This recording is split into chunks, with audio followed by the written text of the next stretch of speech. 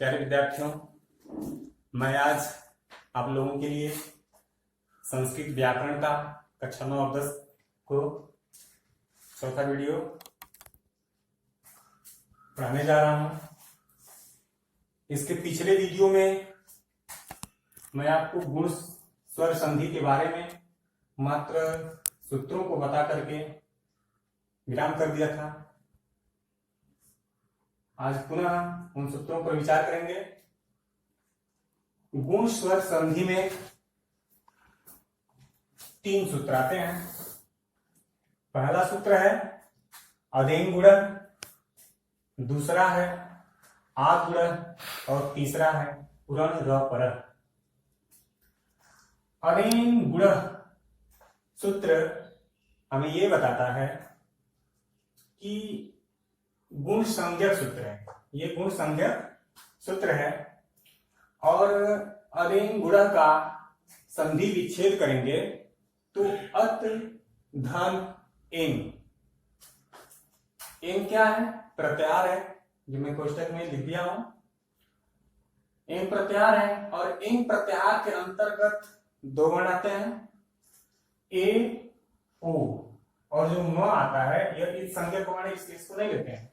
इसमें 2 वर्ण है, ए और ओ, और अत में तो एक संज्ञक वर्ण है, इसको हटा लेंगे, सिर्फ अ लेंगे। यानी इन्हीं 3 वर्णों स्ववर्णों को गुण संज्ञक वर्ण बोलते हैं, अ, ए और ओ। दूसरा सूत्र है आद्गुणः, यह संधि विधान सूत्र है। और तीसरा उरण र परः सूत्र से री और ली को लेते हैं। इस प्रकार पहला नियम बन जाता है गुण संधि का।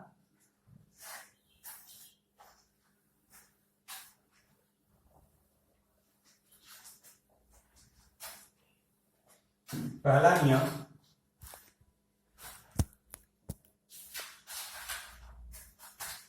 यदि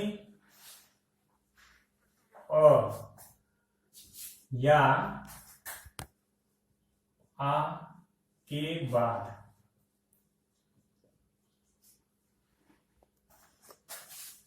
ह्रस्व ई या दीर्घ ई आने के बाद, अ या आ के बाद ह्रस्व ई या दीर्घ ई आए तो दोनों के स्थान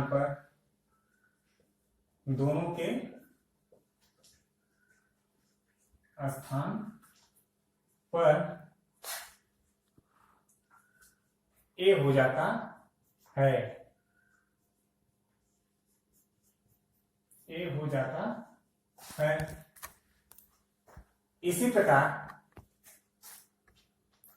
अ या आ के बाद, ये दूसरा नियम है, और या आ के बाद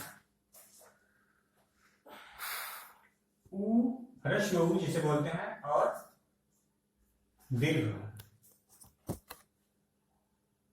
आए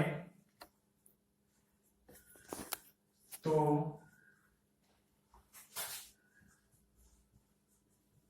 दोनों के स्थान पर ओ हो जाता है, ओ हो जाता है। अभी पहले नियम के तहत हम उदाहरण देखेंगे। पहले नियम के तहत उदाहरण,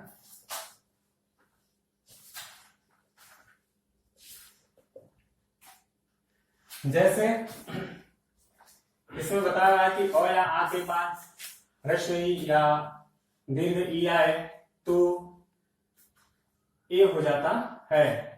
जैसे मैं ले लिया उपेंद्र, पहला शब्द ले लिया उपेंद्र, इसका संधि विच्छेद करेंगे तो उप धन इंद्र। ये संधि विच्छेद होगा इसका। और आप सभी लोग जानते हैं कि ये प्रथम शब्द है और ये द्वितीय शब्द है, यानी इसको हम प्रथम शब्द बोलते हैं, प्रथम शब्द, और इसको द्वितीय शब्द है, द्वितीय शब्द। तो प्रथम शब्द का अंतिम वर्ण अंतिम वर्ण और द्वितीय शब्द का आदि वर्ण ई, दोनों मिलते हैं, एक बनता है, एक का विकार होता है। नियम भी यही बता रहा है कि यदि अया के बाद ह्रस्व ई या दीर्घ ई आए तो दोनों के स्थान पर के हो जाता है। अभी तो ये ह्रस्व ई का उदाहरण रहा। दूसरा उदाहरण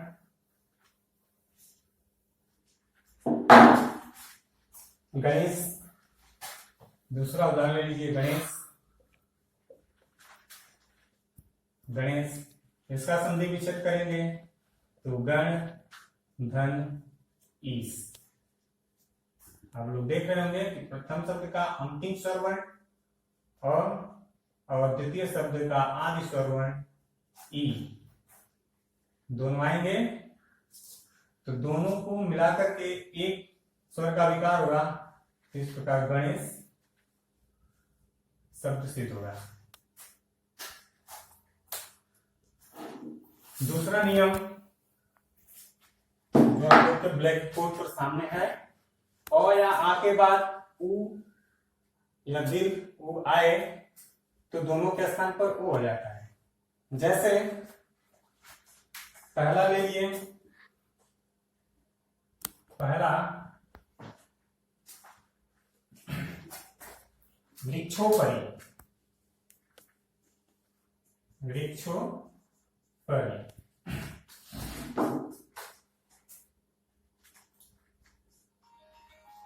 वृक्षोपरि, इसका संधि विच्छेद करेंगे तो वृक्ष धन ऊपरी। इसमें अ और प्लस उ दोनों के स्थान पे ओ हुआ, यानी वृक्षोपरि। दूसरा उदाहरण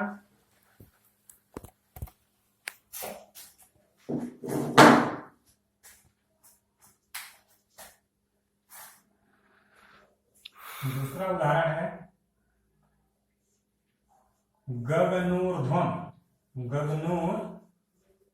गगनोर्ध्वम। अब इसका संधि विच्छेद करेंगे तो गगन धन ऊर्ध्वम, गगन धन ऊर्ध्वम। यहाँ पे ह्रस्व अ और दीर्घ ओ दोनों के आने के बाद ओ का विकार हुआ तो गगनोर्ध्वम शब्द इस प्रकार सिद्ध होगा।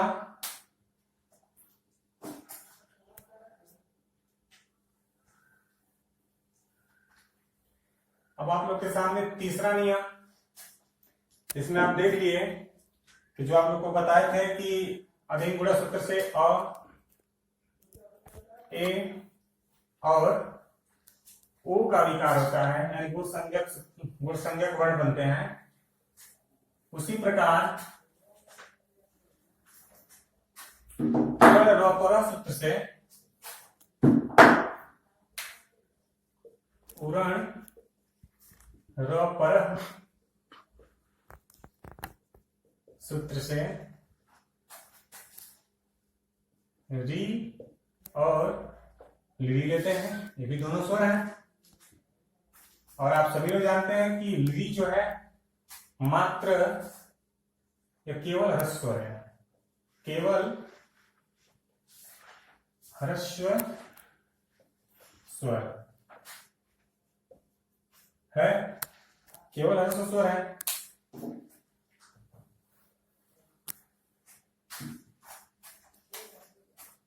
तो जिस प्रकार हम पहला नियम दूसरा नियम पढ़े, उसी प्रकार तीसरा नियम जो है री और री को लेकर, इसमें भी यदि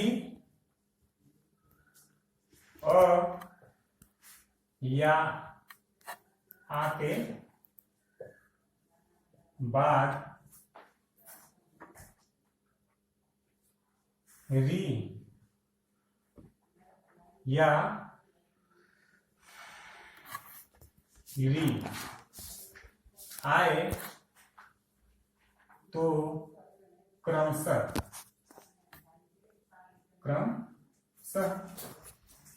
री का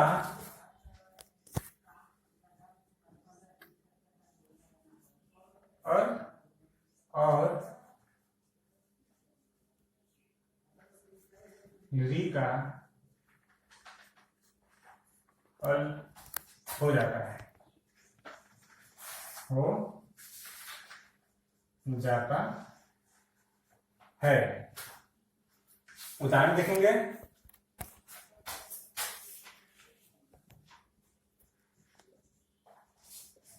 उदाहरण जैसे री का लिए पहला शब्द ले रहे हैं महर्षि। महर्षि, इसका संधि विच्छेद करेंगे तो महा प्लस ऋषि, यानी प्रथम शब्द का अंतिम स्वर मैं नियम में बताया था आपको कि अ या आ कोई भी आ सकता है दोनों स्वर में से। तो आ के बाद री आया तो दोनों के स्थान पे और हो जाता है। नियम बताया कि दोनों के स्थान पे और हो जाता है, तो महर्षि सब सिद्ध हो रहा है। उसी प्रकार दूसरा री को ले लें तो तवल कारक शब्द आता है, तवल कारक। इसका संधि निश्चित करेंगे तब धन री कारक, री कारक। देखिए इसमें प्रथम शब्द का स्वर और प्लस री दोनों मिल रहे हैं तो अल बन रहा है। क्या बन रहा है? अल। इस प्रकार टवलकार सब सिद्ध होगा।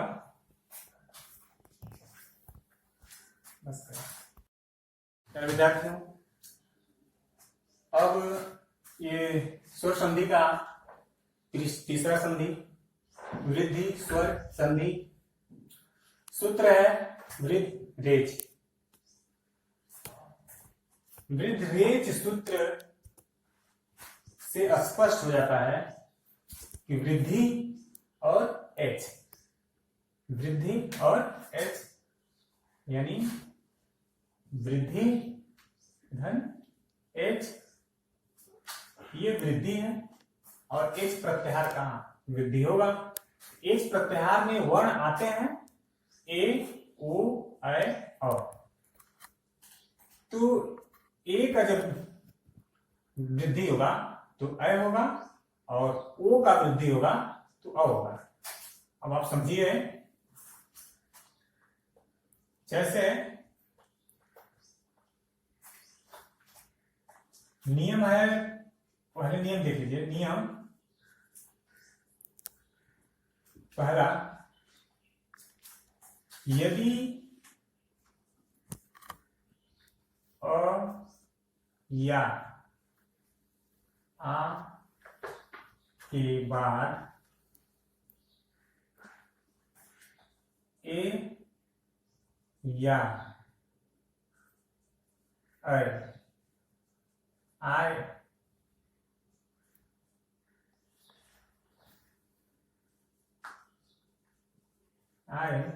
तो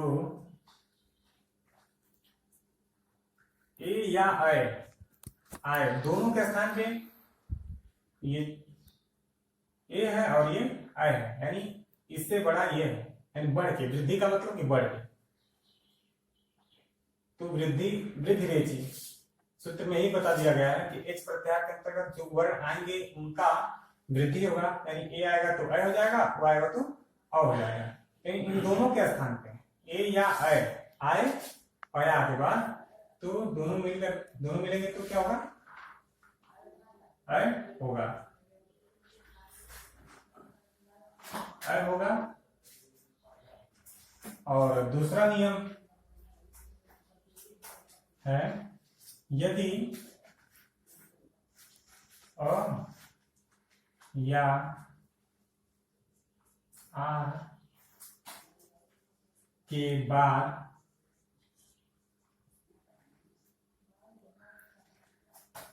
ओ या अ आए तो अ हो जाता है, अ हो जाता है। अब उदाहरण देख लीजिए। पहला नियम जो है कह रहा यदि अ या आ के पास ए या अय आए तो अय होगा, अय होगा। इसका उदाहरण है जैसे ममय, पहला उदाहरण ले लिए ममय। इसका हम संधि विच्छेद करेंगे तो पहला शब्द बनेगा मम, मम धन एव, तो इसमें का अ और ये ए। मैं आप लोग को उदाहरण नियम में बताया पहले नियम में कि यदि अ या आ के बाद तो प्रथम शब्द का अंतिम स्वर वर्ण जो है अ है और इसके बाद जो शब्द आ रहा है द्वितीय शब्द उसका आदि स्वर वर्ण क्या है, ए है। तो यहाँ पर नियम में लिखा है कि ए या अय आए तो अय हो जाए, अय होगा। तो यहाँ पे अय हो जा रहा है, देख रहे होंगे कि जब दोनों मिलेंगे तो म मैं व सब बनेगा। ये पहला नियम। इसी पर एक और एग्जांपल आपको मैं बता दे रहा हूं, जैसे सदैव, सदैव व, इसका संधि विच्छेद करेंगे तो सब तो होगा नहीं क्योंकि सार्थक शब्द है नहीं, इसको सार्थक बनाने के लिए हम सदा कर लेंगे। तो नियम में लिखा भी है कि अ या आ के बाद यहाँ पर आ गया, आ और सदा प्लस एव, आप दोनों को जोड़ेंगे आ धन ए तो क्या होगा, अय होगा, यानी शब्द बन जाएगा सदैव।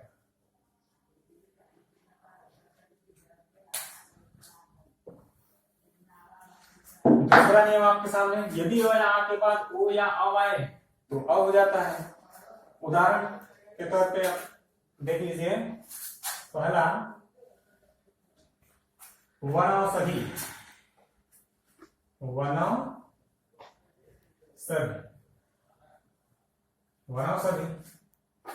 संधि विच्छेद करेंगे तो वन प्लस औषध, औषध, यहाँ पे अ और प्लस औ। नियम में बताया गया है अ या आ के बाद ओ या औ दोनों में से कोई एक आए तो वृद्धि होगा, यानी वृद्धि का मतलब कि अ ही रहेगा न कि ओ रहेगा। क्या रहेगा, अ।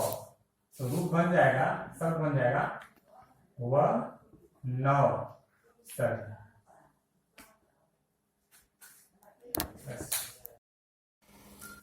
प्यारे विद्यार्थियों, अब आप लोग के सामने स्वर संधि का चौथा संधि यण स्वर संधि सूत्र है इको यणचि। इको यणचि सूत्र में 3 प्रत्याहार मिलते हैं।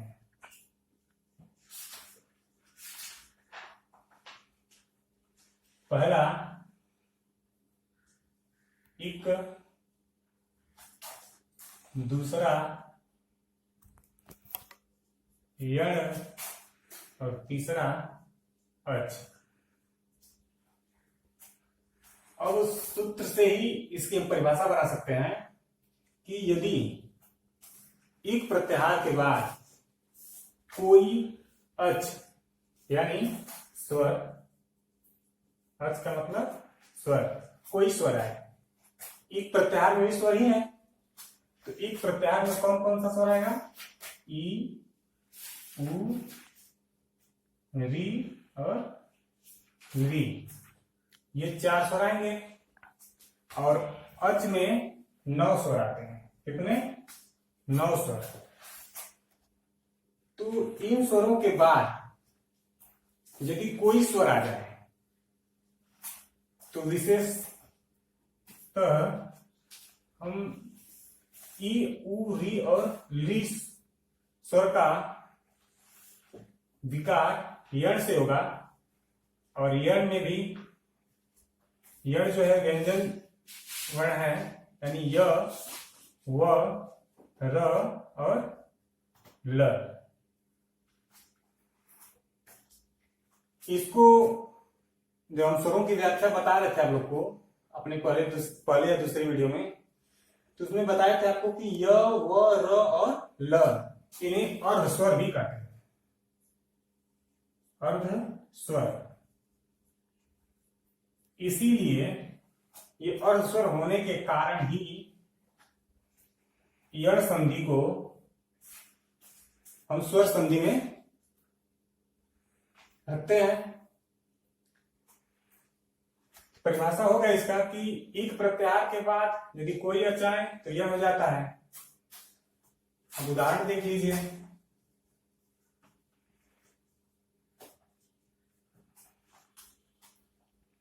जैसे ई का य, उ का व और री का र और ली का ल होगा। यानी इसके बाद कोई स्वर आएगा तो ई का य हो जाएगा, उ का व हो जाएगा और री का र हो जाएगा और ली का ल हो जाएगा। सबसे पहले हम ई को लेते हैं। इसका उदाहरण है जैसे इत्यादि।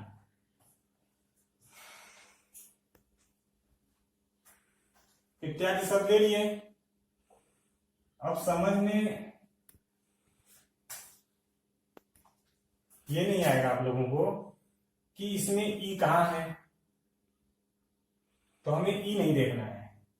जब शब्द मिलेगा तो हम य, व, र और ल को देखेंगे और इन चारों वर्णों के बाद, चारों वर्णों के बाद नहीं, पहले यदि कोई इत संज्ञक वर्ण जैसे त है, इसी प्रकार और भी शब्द आएंगे तो इसमें वर्ण मिलेंगे। इसमें य के पहले क्या है? त है। तो कोई संज्ञक वर्ण बोले या हलंत वर्ण बोले, या जैसे आप लोग अपने भाषा में बोलते हैं कि आधा त, तो इसका हम संधि विच्छेद करेंगे। तो आप लोग देख ही रहे हैं कि ये जो संज्ञक वर्ण है या आधा त जो है, इसके बाद य है, तो य का मैं बताया हूं ई, या शब्द मिले तो य का ई में परिवर्तित कर देते हैं और संधि विच्छेद किया हुआ मिला तो प्रथम शब्द का अंतिम स्वर जो रहेगा, अगर ई रहेगा तो ई का क्या हो जाएगा? य हो जाएगा। अब यहाँ पर देखिए हमें शब्द मिला है, यहाँ पर दिख रहा है य। अब हमें यहीं से अलग करना है, इसका अलग करेंगे तो ये तो क्या है, आपको ऐसे भी लिख सकते हैं। यही इसी को मैं बता रहा था, ये संज्ञक वर्ण है या हलंत वर्ण बोले या आधात्व बोले, यानी आधात्व को हम इस तरह से भी लिख सकते हैं। ये आधात्व है और इसके बाद य है। य जो है यह बनता है किसका? ई का। तो जब यहाँ पर हलंत लगाए यानी इसमें कोई स्वर है नहीं, तो य को हटा दें और तो के य की जगह पे ई रख दें। ई रख दिए और यह ई का, य का ई बना, तो इसमें आ बचा। य में जो आ है वो आ लिख लेंगे और डी कर लेंगे। इस तरह से इत्यादि शब्द का संधि विच्छेद इति धन आदि होगा। दूसरा उदाहरण,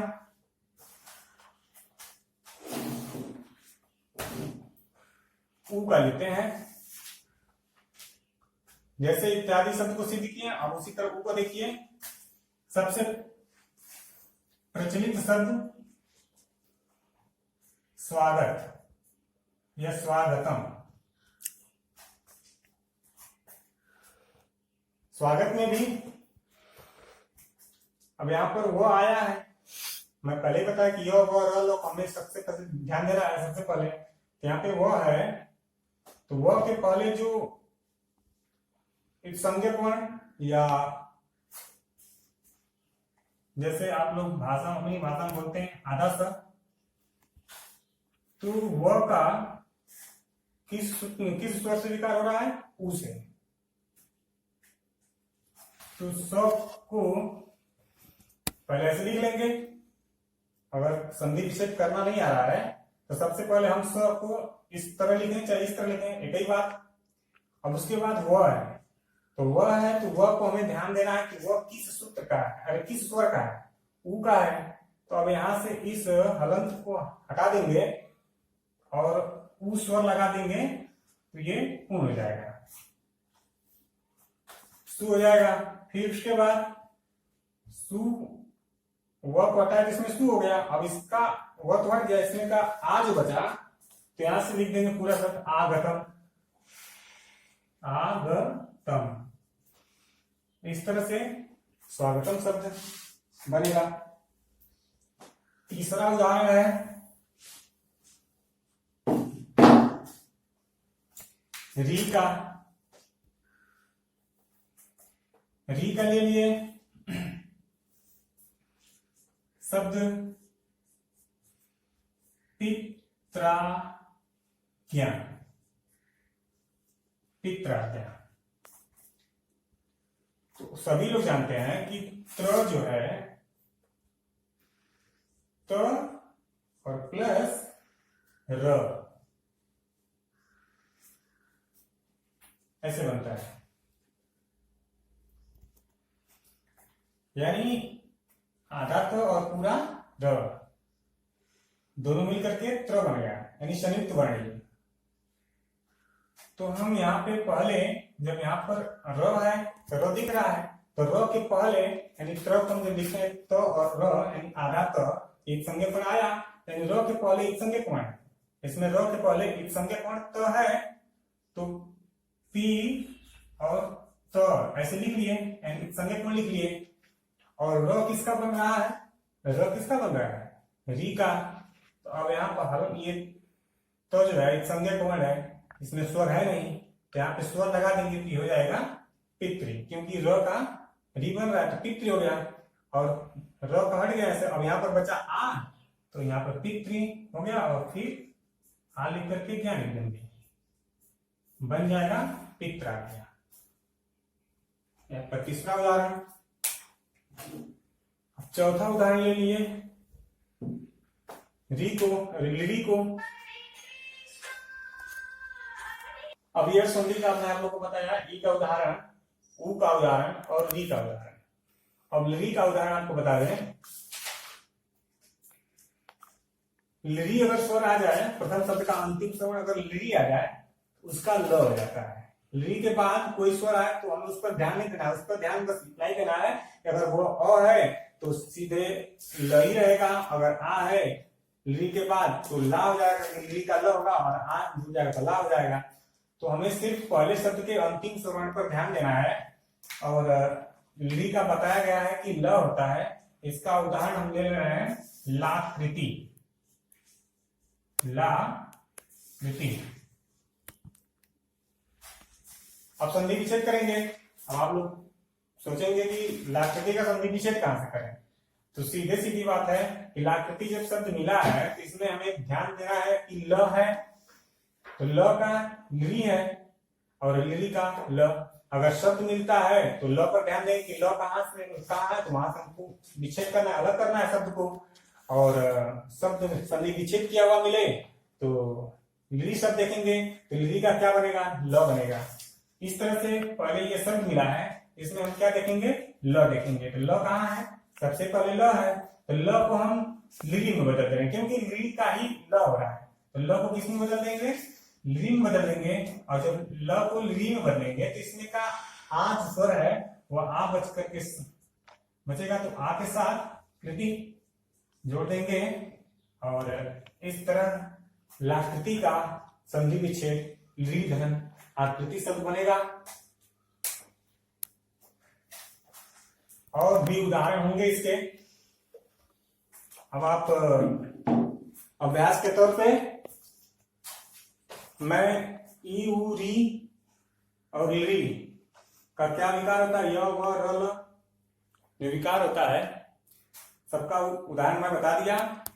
और आप सभी लोग किताब में इस तरह के उदाहरण को देखेंगे, प्रश्न को और हल करेंगे। नहीं समझ में आए तो आप कमेंट भी कर सकते हैं, कौन सा शब्द इस तरह से नहीं बनेगा। धन्यवाद।